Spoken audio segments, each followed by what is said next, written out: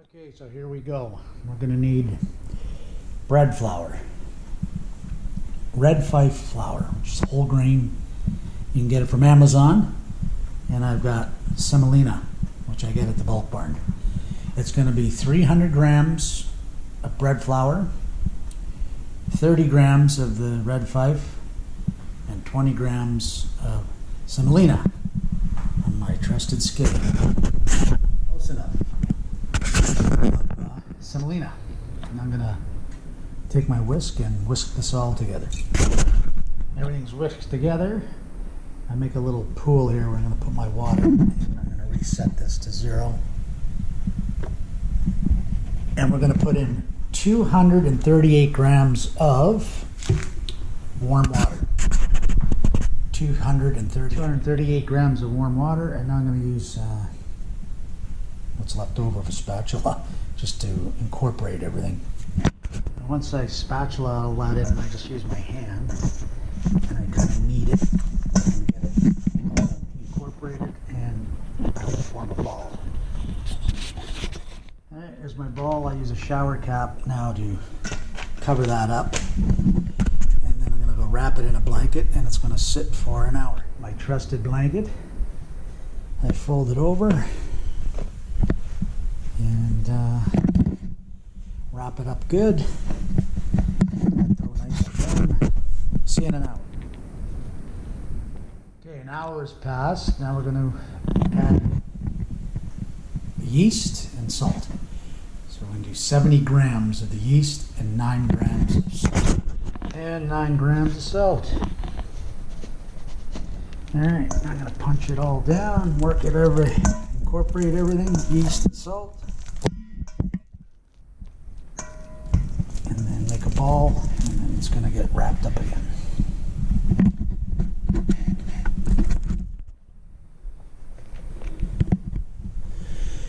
And wrap it back up and let it rest for an hour. Okay, that's rested for an hour and a half. Put the yeast and salt in it. Now we're going to do stretch and folds, and we're going to do 7 to 8 stretch and folds, and we're going to do it 4 times. So this is going to be the first time that we're going to do it. So what I like to do is put a little bit of water on my hand, and I get in there. Basically just stretching it, flopping it down, folding it over, spinning it. Okay? Stretch, down, over, fold, and we're going to do that 7 to 8 times. That's it. So as you saw, I kind of stretch it, let it hang, and then flop it down hard. I'll do it better on the next one. So that's the first one done. 3 to go. It's going to sit for another half hour to 45 minutes. We're going to wrap it in the blanket. Same deal every time. I want to keep it warm and toasty. And there it is, all wrapped up. So first one's out of the way. We have 3 more to go. Like I said, that's another hour, half an hour to 45 minutes we let it sit. Okay, this is my 3rd stretch and fold, and again I'm going to do 7 to 8 stretches, fold it in half, turn it halfway, and there's a technique to it, and I'm going to try to film this and show you.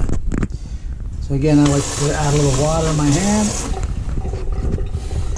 I go in, I start to spin the bowl as I grab the dough. And then I'm going to come up like that, smack it down, fold it over, rotate, same thing. And that was 3, that's 4, 5,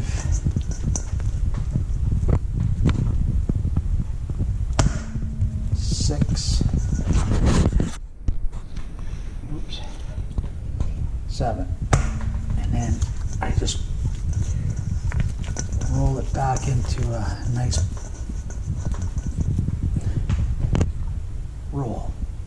or ball, rather. All right, again, cover it up with my shower cap. Oops. And go wrap it under the blanket. And that was number 3. So I'm going to do one more after it sits for another 30 to 45 minutes. I usually go 45 minutes. I'm not going to film the last stretch and fold. I'll show you the process after that.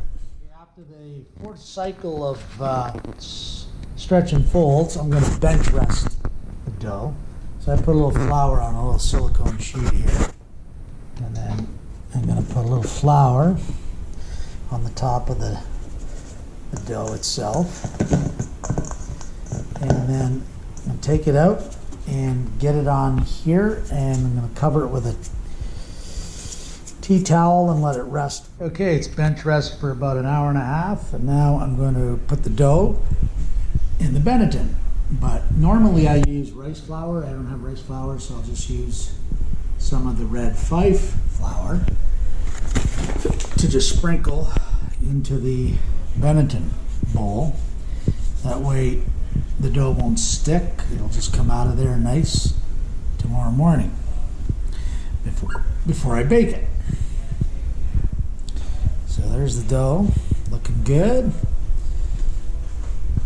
And I'll flip this upside down to drop into the bowl. And that's that. Yep. And then it's going into the fridge for 12 hours. And we'll catch up tomorrow for the next step. So there's the dough in the Benetton bowl. I just actually flipped it upside down and dropped it in. So now I'm going to cover it with the bathing cap. That's been part of the process. Oop, there we go. I'll cover it and going into the fridge for 12 hours. Bye-bye. Okay, next morning, preheat your oven to 475. And then put your Dutch oven in for 25 minutes. Without the dough, obviously. So we're preheating.